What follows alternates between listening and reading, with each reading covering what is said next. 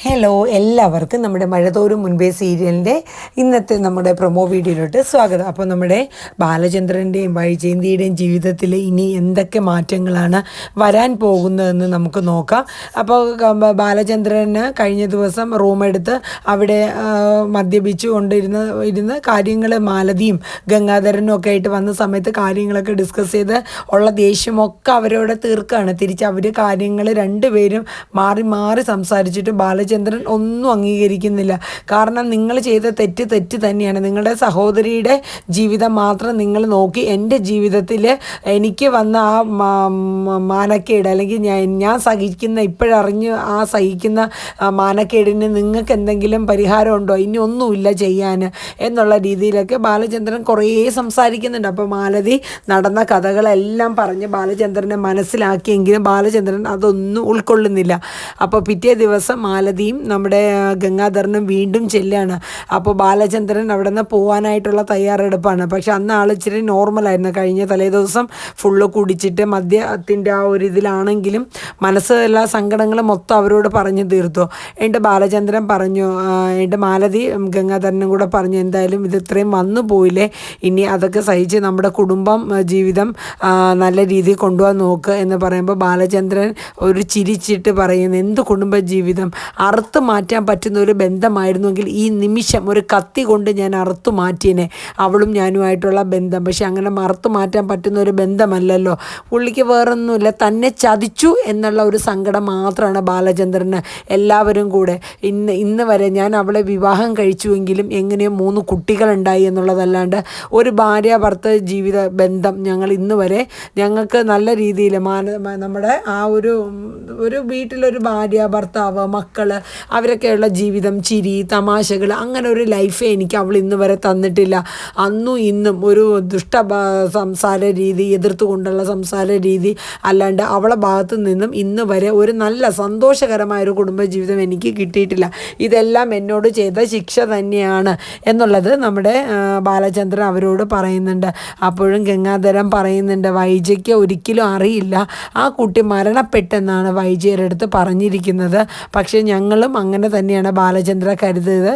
കാരണം ഇപ്പോൾ ഇതറിയാവുന്ന 2 വ്യക്തികളും ഇന്ന് ജീവിച്ചിരിപ്പില്ല.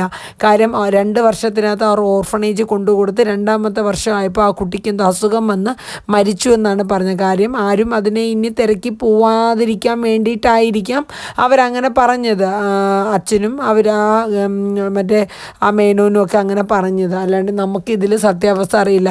മറച്ചു വച്ചു എന്നുള്ളത് സത്യം തന്നെയാണ്. അതിന് ഞങ്ങൾ ക്ഷമ ചോദിക്കണം. എന്ത് ക്ഷമ?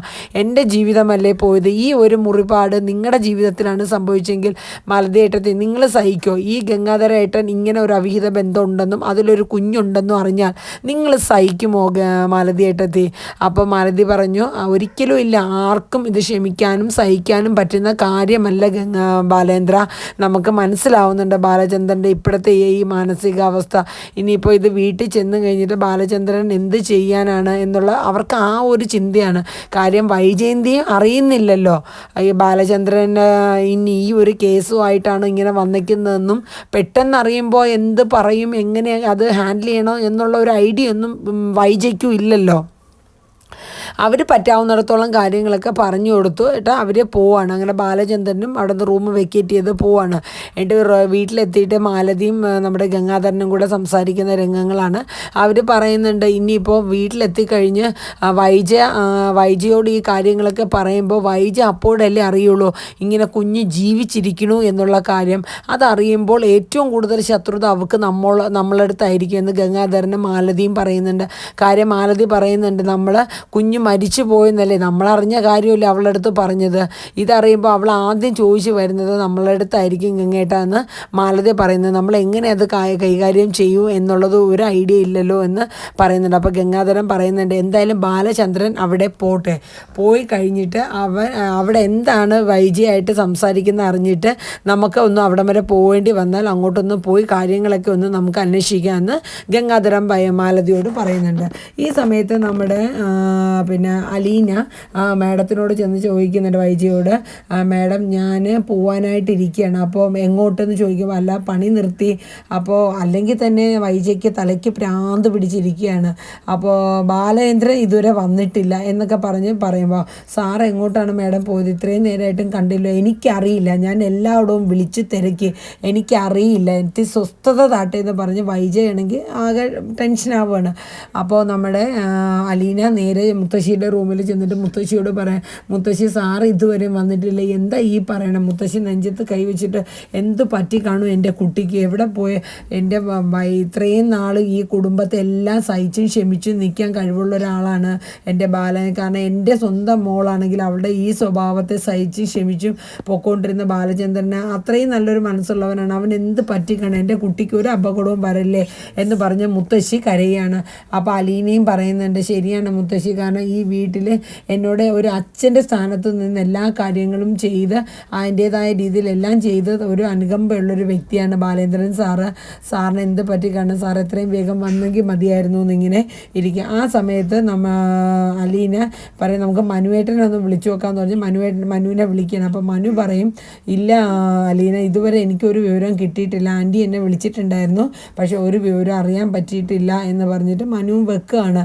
അപ്പം മുത്തശ്ശിയോട് നമ്മുടെ അലീന പറയുന്നുണ്ട്, അന്ന് കഴിഞ്ഞ ദിവസം ഉണ്ണാൻ വന്നിട്ട് ഉണ്ട് കഴിയുന്നവരെ സാറിന് ഒരു കുഴപ്പവും ഇല്ലായിരുന്നു, പക്ഷെ അത് കഴിഞ്ഞ് പിന്നെ ആ റൂമിൽ ആ ആൽബം ഒക്കെ ഇങ്ങനെ വലിച്ചിളക്കിയിട്ടിരുന്നതും ഡ്രോ തുറന്നിട്ടിരുന്നതും ഷെൽഫൊക്കെ തുറന്ന് ആകെ എന്തോ ഒരു ടെൻഷനായിട്ട് എന്തൊക്കെയോ ചിക്കി തിരക്കി എനിക്കുള്ള ഒരു ഫീലിങ്സ് ആയിരുന്നു ആ റൂമിൽ എനിക്ക് കയറിയപ്പോൾ. ഞാൻ പിന്നെ അത് മാഡത്തിനോടൊന്നും പറഞ്ഞിട്ടില്ല മുത്തശ്ശി, ആണോ എന്തോ ബുദ്ധിമുട്ട് അപ്പോൾ എൻ്റെ മോനുണ്ടായെന്ന് പറഞ്ഞ് മുത്തശ്ശി സങ്കടപ്പെടാണ്.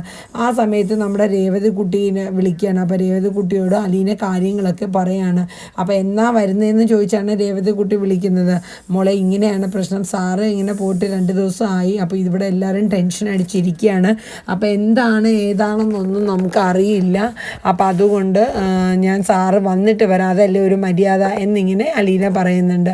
അപ്പോൾ അതിൻ്റെ ഇടയിൽ വൈജ നമ്മുടെ മനുവിനെ വിളിക്കുകയാണ്. മനു ഇതുവരെ ഒരു അറിവും ഇല്ലല്ലോടാ, കിട്ടുന്നില്ല, എനിക്ക് ആകെ ടെൻഷനാവണം. അപ്പോൾ മനു പറയുന്നുണ്ട്, ആൻറ്റി എനിക്ക് ഉറപ്പാണ് നിങ്ങളുടെ ഇടയിൽ എന്തോ ഒരു വിഷയം ഉണ്ടായിട്ടുണ്ട്, ഇപ്പോൾ ഫോൺ വിളിച്ച് സ്വിച്ച് ഓഫ് ആയി പോയെങ്കിൽ ആങ്കിൾ എവിടെയെങ്കിലും എത്തുമ്പോൾ അത് ചാർജ് ചെയ്ത് വിളിക്കേണ്ടതല്ലേ എന്തെങ്കിലും, ഇതിപ്പോൾ അതൊന്നുമല്ല, എന്തോ ദേഷ്യമായിട്ട് എന്നെ അങ്ങളെ പോയിക്കുന്നതാണ് എനിക്ക് തോന്നുന്നത്. ആൻറ്റി നമുക്ക് പോലീസിലൊന്ന് ഇൻഫോം ചെയ്യുന്നതല്ലേ കുറച്ചും കൂടെ നല്ലത്. നീ എന്താ മനു പറഞ്ഞ പോലീസിൽ ഇൻഫോം ചെയ്യാനോ, നാണക്കേടല്ലേ ആൻറ്റിക്ക്, അങ്കിള് പോയതാണോ, അങ്കിളിനെ കണ്ടെത്തണോ അതോ നാണക്കേടാണോ?